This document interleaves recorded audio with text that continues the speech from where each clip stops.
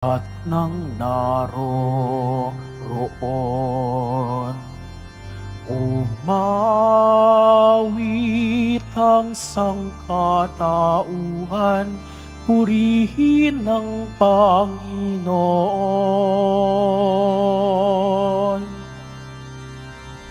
Papuri sa kaitaasan, siya'y papurihan, Diyos ng lahat. O papuri sa kaitaasan, siya'y papurihan, ngayon at magpakailanman. Simulan na po natin ang ating banal na pagdiriwang sa ngalan ng Ama, ng Anak at ng Espiritu Santo. Amen. Ang pagpapala ng ating Panginoong Hesukristo, ang pag-ibig ng Diyos Ama, at ang pakikipagkaisa ng Espiritu Santo naway sumainiyong lahat. At sumaiyo rin. Mga kapatid, aminin na natin ang ating mga kasalanan upang tayo ay maging marapat gumanap sa banal na pagdiriwang na ito.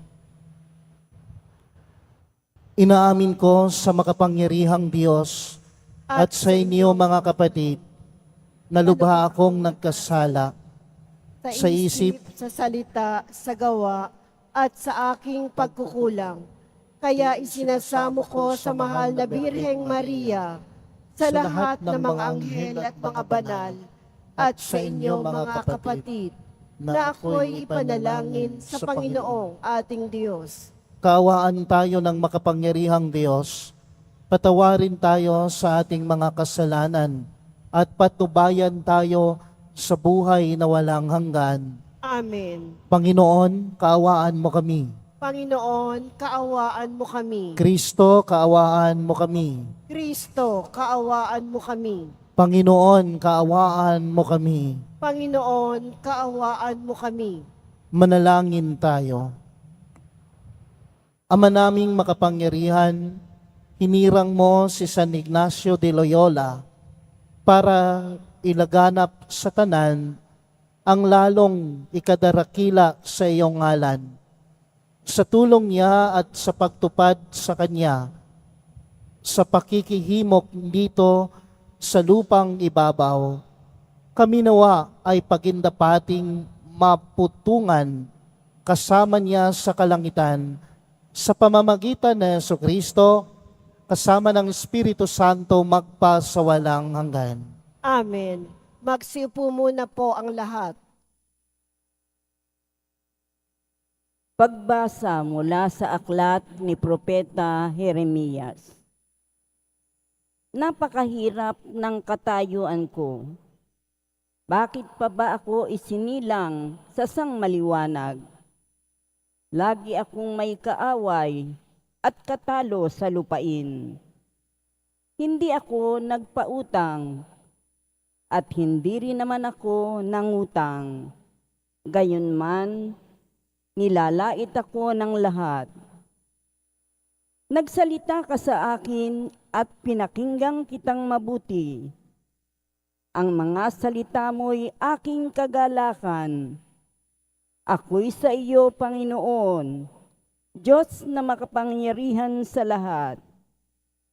Hindi ko sinayang ang panahon sa pagpapasasa sa buhay, kasama ng ibang mga tao, ni hindi ako nakigalak sa kanila.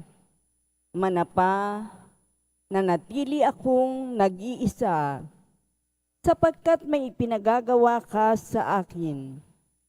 Kaya nga nagpupuyo sa galit ang kalooban ko. Bakit hindi na natapos ang aking paghihirap? Bakit hindi na gumaling ang mga sugat ko? Talaga bang wala ng lunas ito? Wala ba akong tatanggapin kundi kabiguan? Gaya ng isang batis na natutuyo sa tag-araw. Ganito ang itinugon ng Panginoon. Kung manunumbalik ka, tatanggapin kitang muli. at ikay muli kong gagawing alipin kung magsasalita ka ng bagay na may kabuluhan at iiwasang sambitin ang anumang kasumpa-sumpang gagawin uli kitang propeta. Babaling na muli sa iyo ang mga tao, subalit huwag kang paroroon sa kanila. Sa harapan ng mga taong ito'y gagawin kitang isang matibay na pader na tanso. Makikipaglaban sila sa iyo, ngunit hindi ka nila matatalo. Sa iyo ako upang ikay pangalagaan at ingatan. Ililigtas kita sa kamay ng masasama at iingatan laban sa mararahas. Ang salita ng Diyos. Salamat sa Diyos. Ang Diyos ang aking takbuhan sa araw ng kagipitan. Ang Diyos ang aking takbuhan sa araw ng kagipitan. Sa aking kaaway, iligtas mo ako, Panginoong Diyos. Ingatan mo ako pag sila'y lumusog. Sa masamang tao, ako ay iligtas at sa pumapatay, agawin mo ako at ipagsanggalang. Ang Diyos ang aking takbuhan sa araw ng kagipitan. Sila'y nag-aabang, pagmasdan mo yung taong mababagsik. Nagtipot ang layon, ako ay iligpit. Ang dahilan nito, di dahil sa ako'y may pagkakamali o may pagkukulang na ako ang sanhi. O Diyos, masdan sila at nagdudumali. Ang Diyos ang aking takbuhan sa araw ng kagipitan. Ikaw, Panginoon, ang aking malakas na tagasanggalang. Ikaw ang muog ko at aking kublihan. Ako'y minamahal, mahal ako ng Diyos. Ako'y lalapitan upang ipamalas ang kanyang paglupig sa mga kaaway. Ang Diyos ang aking takbuhan sa araw ng kagipitan. Ngunit aawit ako pagkat ang taglay mo'y pambihirang lakas. Sa tuwing umaga, ang awitin ko'y pag-ibig mong wagas. Ang Diyos ang aking takbuhan sa araw ng kagipitan. Pupurihin kita, tagapagtanggol ko at aking kublihan. Diyos kong mapagmahal. Ang Diyos ang aking takbuhan sa araw ng kagipitan. Magsitayo na po ang lahat.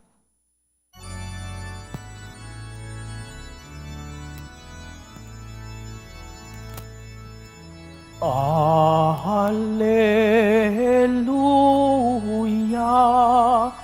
Alleluia, Alleluia,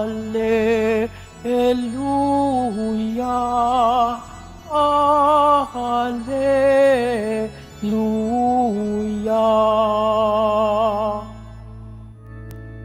Aking mga kaibigan, alam na ninyo ang tanan na mula sa amang mahal. Alleluia, Alleluia, Alleluia, Alleluia.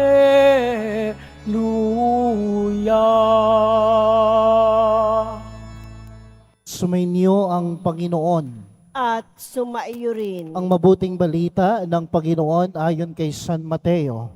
Papuri sa iyo, Panginoon. Noong panahong iyon, sinabi ni Jesus sa mga tao, ang paghahari ng Diyos ay katulad ng kayamanang nakabaon sa isang bukid. Nahukay ito ng isang tao at tinabunan uli. Sa laki ng kanyang tuwa, siya'y humayo at ipinagbili ang lahat ng kanyang ari-arian at binili ang bukid na iyon. Gayon din naman, ang paghahari ng Diyos ay katulad nito. May isang mangangalakal na naghahanap ng mamahaling perlas. Nang makakita ng isang perlas na napakahalaga, siya'y humayo at ipinagbili ang lahat ng kanyang ari-arian at binili iyon. Mga kapatid, ang mabuting balita ng Panginoon. Pinupuri ka namin, Panginoong Heso Kristo. Magsiupo muna po ang lahat. May isang pari po, tinanong ng kanyang obispo about poverty, no? The spirit of poverty.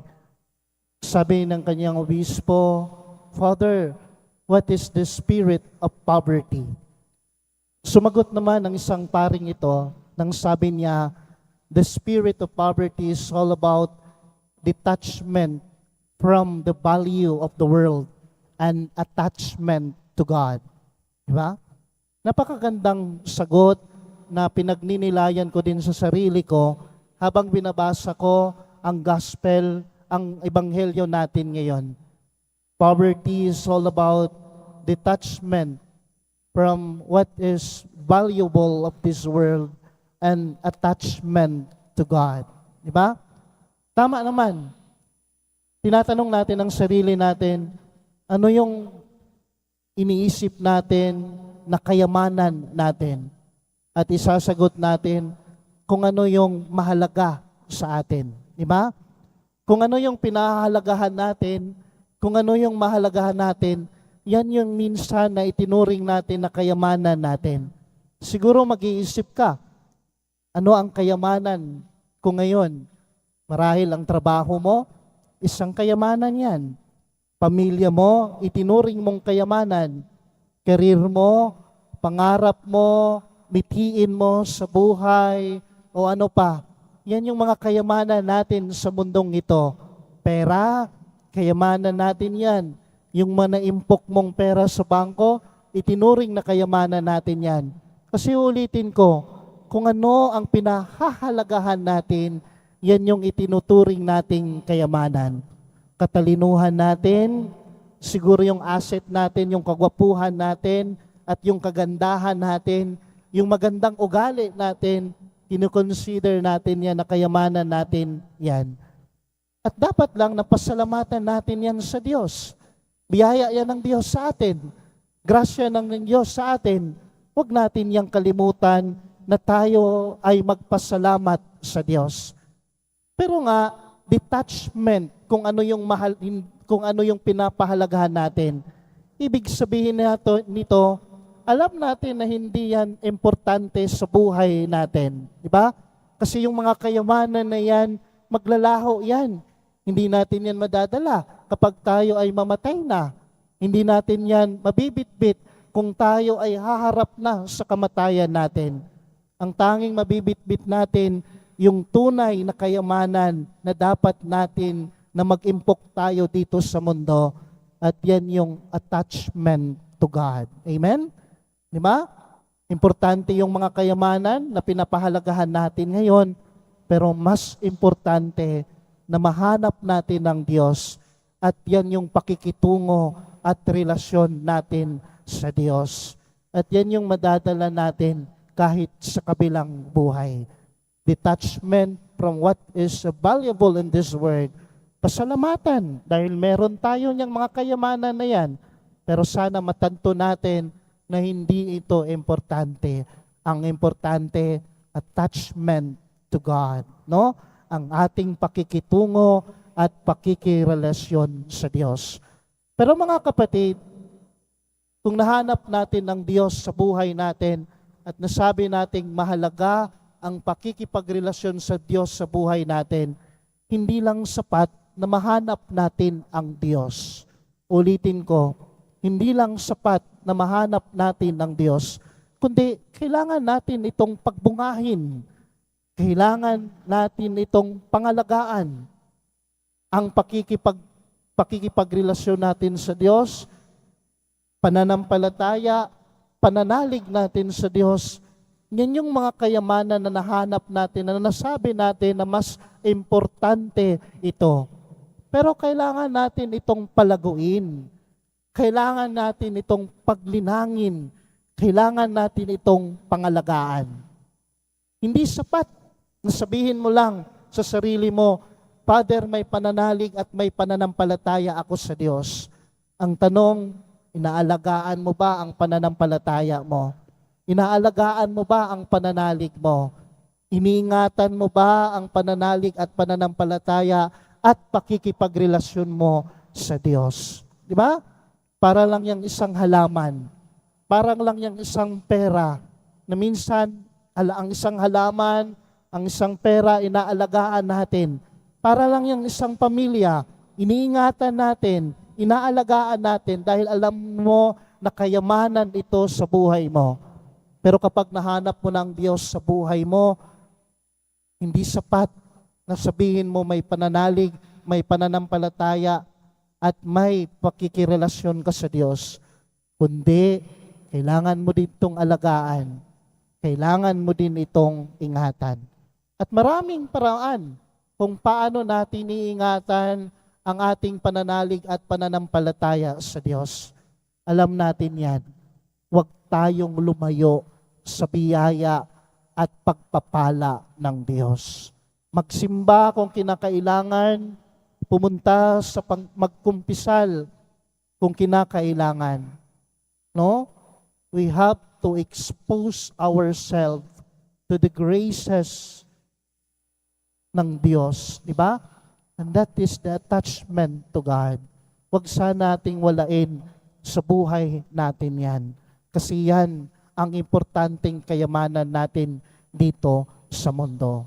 Ingatan natin ang ating pananampalataya, pangalagaan natin ang ating pananalig sa Diyos. Attachment to God.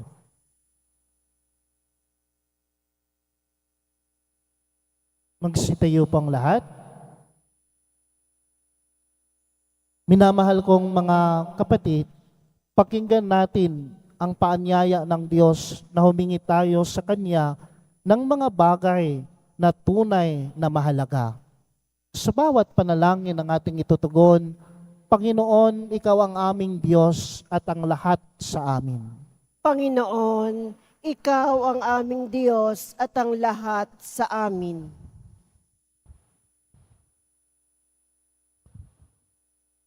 Ang Santo Papa at mga obispo, naway magabayan at maliwanagan ng karunungan ng Ebanghelyo. Manalangin tayo. Panginoon, Ikaw ang aming Diyos at ang lahat sa amin. Atin nawang gamitin ng mahusay ang mga mahalagang bagay para sa ating ikabubuti at huwag tayong maging mga alipin ng kasakiman at pagkamakasarili. Manalangin tayo. Panginoon, Ikaw ang aming Diyos at ang lahat sa amin. Ang mga naghahanap sa katotohanan, naway higit na lumalim, araw-araw, ang kanilang pagpapahalaga sa pananampalataya kay Kristo bilang perlas na walang katumbas. Manalangin tayo. Panginoon, Ikaw ang aming Diyos at ang lahat sa amin. Ang mga may sakit at mga nag-aaruga sa kanila, naway mabiyayaan sa kanilang mga pagsasakripisyo. Manalangin tayo. Panginoon, Ikaw ang aming Diyos at ang lahat sa amin. Ang mga namatay na sa buhay na ito, naway mamahinga sa walang hanggang kapayapaan. Manalangin tayo. Panginoon, Ikaw ang aming Diyos at ang lahat sa amin.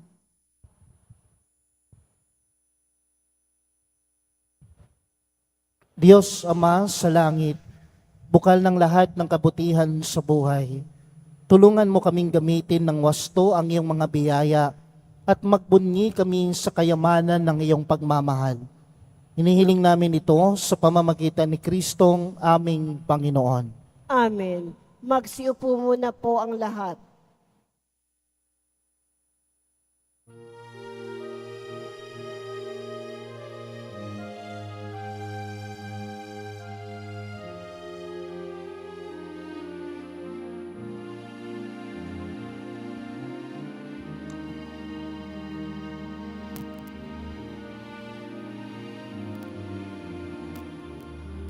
Aming alay sa'yo, Panginoon.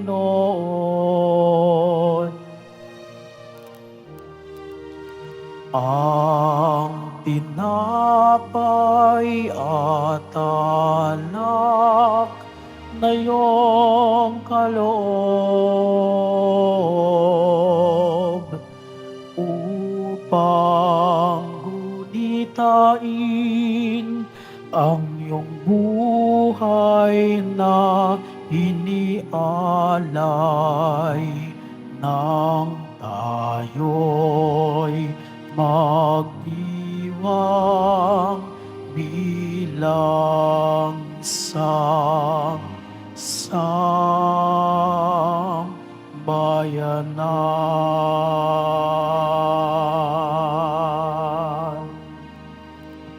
Magsitayo na po ang lahat. Manalangin kayo mga kapatid upang ang paghahain natin ay kalugdan ng Diyos, Amang makapangyarihan.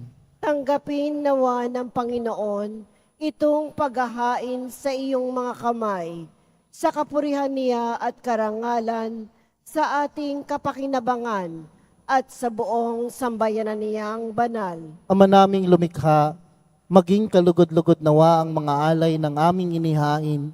Ngayong si San Ignacio de Loyola ay ginugunita namin. Sa itinatag mong pagdiriwang na siyang batis ng tanang kabanalan, mangyaring naway kami maging banal sa katotohanan sa pamamagitan ni Jesucristo kasama ng Espiritu Santo magpa sa walang hanggan.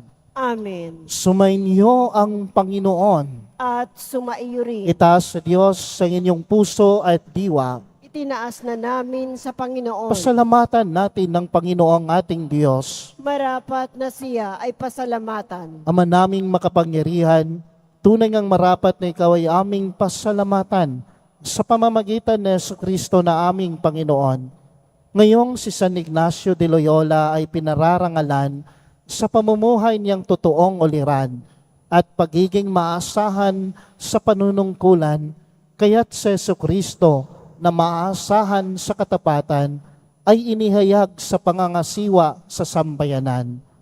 Ang malasakit ng mga ulirang tagapangasiwa noon ay nagpapatuloy magpahanggang ngayon sa mga panalangin kanilang iniuukol, kaisa ng sambayanan mong dito ay nagtitipon.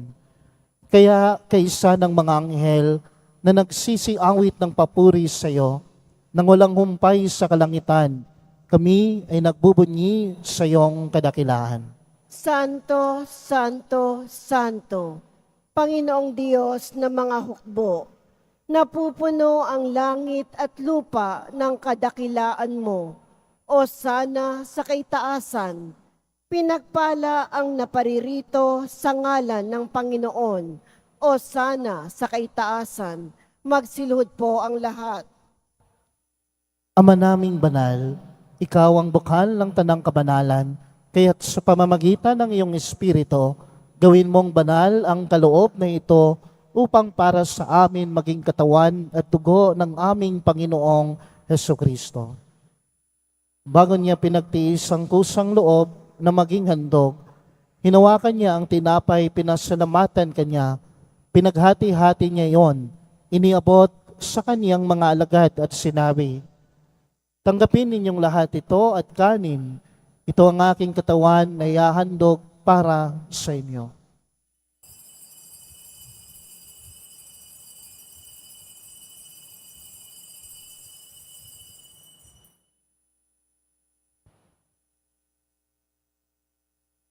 Gayon din naman matapos ang hapunan, hinawakan niya ang kalis, muli kaniyang pinasalamatan. Iniabot niya ang kalis sa kaniyang mga alagad at sinabi, Tanggapin ninyong lahat ito at inumin. Ito ang kalis ng aking dugo, ng bago at walang hanggang tipan. Ang aking dugo na ibubuhos para sa inyo at para sa lahat sa ikapagpapatawad ng mga kasalanan. Gawin ninyo ito sa pag-alala sa akin.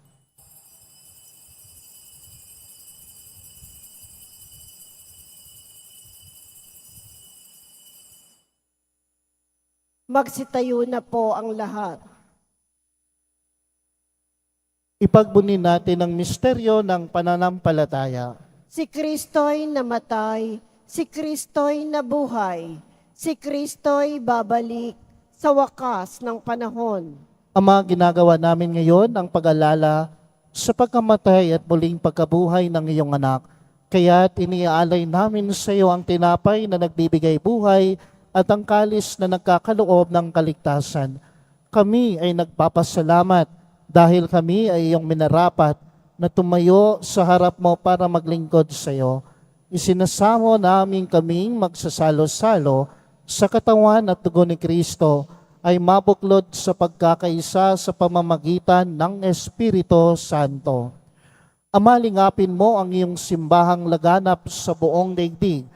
Puspusin mo kami sa pag-ibig, kaisa ni Francisco ang aming Santo Papa at ni Jose na aming Arsobispo at ng Tanang Kaparian. Alalahanin mo rin ang mga kapatid naming nahimlay nang may pag-asang sila ay muling mabubuhay, gayon din ang lahat ng mga pumanaw. Kaawaan mo sila at patuloyin sa iyong kaliwanagan. Kaawaan mo at pagindapatin kaming lahat na makasalo sa iyong buhay na walang wakas. Kaisa ng mahal na Birheng Maria na ina ng Diyos, ng kabiyak ng puso niyang si San Jose, kaisa ng mga apostol, ni San Juan Bautista, at ng lahat ng mga banal na namuhay dito sa daigdig ng kalugod-lugod sa iyo. May pagdiwang nawa namin ng pagpupuri sa kararangal mo sa pamamagitan ng iyong anak na aming Panginoong Hesukristo. Sa pamamagitan ni Kristo kasama niya at sa Kanya, ang lahat ng parangal at papuri ay sa iyo, Diyos samang makapangyarihan, kasama ng Espiritu Santo magpa sa walang hanggan. Amen. Sa tagubilin ng mga nakagagaling na utos sa turo na Jesus, na Panginoon natin at Diyos, ipahayag natin ng lakas loob. Ama namin, sumasalangit ka. Sambahin ang ngalan mo. Mapa sa amin ang kaharian mo. Sundin ang loob mo dito sa lupa para nang sa langit. Bigyan mo kami ngayon ng aming kakanin sa araw-araw at patawarin mo kami sa aming mga sala para ng pagpapatawad namin sa nagkakasala sa amin, at huwag mo kaming ipahintulot sa tukso, at iadya mo kami sa lahat ng masama. Hiniling namin kami, Diyos, sa lahat ng masama, pagkalooban ng kapayapaan araw-araw, iligtas sa kasalanan at ilayo sa lahat ng kapahamakan, samantalang aming pinananabikan ang dakilang araw ng pagpapayag ng tagapagligtas naming sa Hesukristo. Sapagkat iyo ang kaharian at ang kapangyarihan at ang kapurihan magpakailanman. Amen. Panginoong Hesukristo, sinabi mo sa iyong mga apostol, kapayapaan ang iniwan ko sa inyo. Ang aking kapayapaan ang ibinibigay ko sa inyo. Tungayan mo ang aming pananampalataya at huwag ang aming mga pagkakasala. Pagkalooban mo kami ng kapayapaan at pagkakaisa ayon sa iyong kalooban, kasama ng Espiritu Santo magpa sa walang hanggan. Amen. Ang kapayapaan ng Panginoon ay laging suminyong lahat. At sumaiyo rin. Magbigayan po tayo ngayon ng kapayapaan sa isa't isa. Kordero ng Diyos na nag-aalis ng mga kasalanan ng sanlibutan, maawa ka sa amin. Kordero ng Diyos na nag-aalis ng mga kasalanan ng sanlibutan, maawa ka sa amin. Kordero ng Diyos na nag-aalis ng mga kasalanan ng sanlibutan, ipagkaloob mo sa amin ang kapayapaan. Magsiluhod po ang lahat. Narito ang kordero ng Diyos na nag-aalis ng mga kasalanan ng sanlibutan. Mapalad ang inanyayahan sa kanyang piging. Panginoon, hindi ako karapat-dapat na magpatuloy sa iyo. Ngunit sa isang salita mo lamang ay gagaling na ako.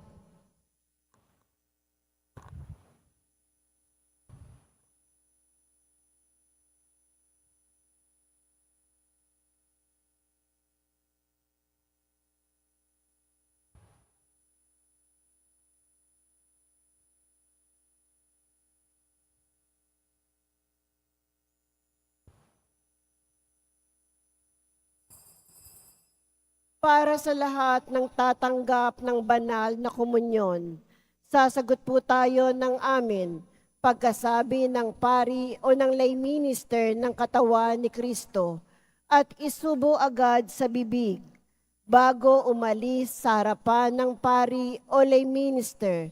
Sumunod po tayo.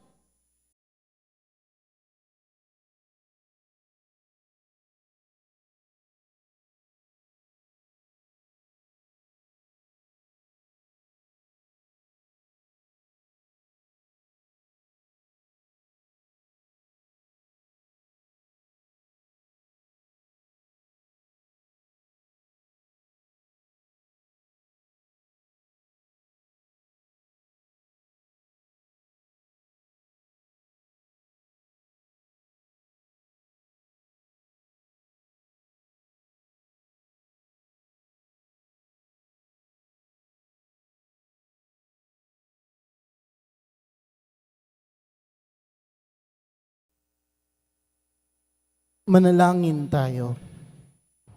Ama naming mapagmahal, ang paghahain namin ng pagpupuri at pasasalamat ngayong ginugunita si San Ignacio de Loyola ay humantong nawa sa ikadarakila kailan paman ng iyong kamahalan.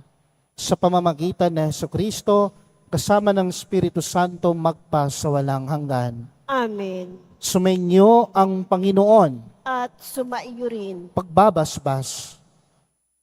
Mahal na pong Jesus Nazareno, inihayag mo sa pamamagitan ng krus ang walang maliw na pag-ibig ng Diyos sa sangkatauhan. Pakinggan mo ang kahilingan ng iyong angkan na nagsusumamo sa iyo. Makamtanawa nila ang iyong katugunan at tanggapin ang kasagutan ng may utang na loob na tinatanaw. Basbasan din po ninyo ang mga dala-dala nilang mga imahen at dasalan sa pamamagitan ng bendisyon na ito na may maalala nila ang mga pangako nila noon sa binyag na ikaw ang kanilang ibigin at paglilingkuran bilang Panginoon magpa sa walang hanggan. Amen. Pagpalain kayo ng makapangyarihang Diyos, ang Ama, ang Anak at ang Espiritu Santo. Amen. Humayo kayong taglay ang kapayapaan ng pong Jesus Nazareno. Salamat sa Diyos.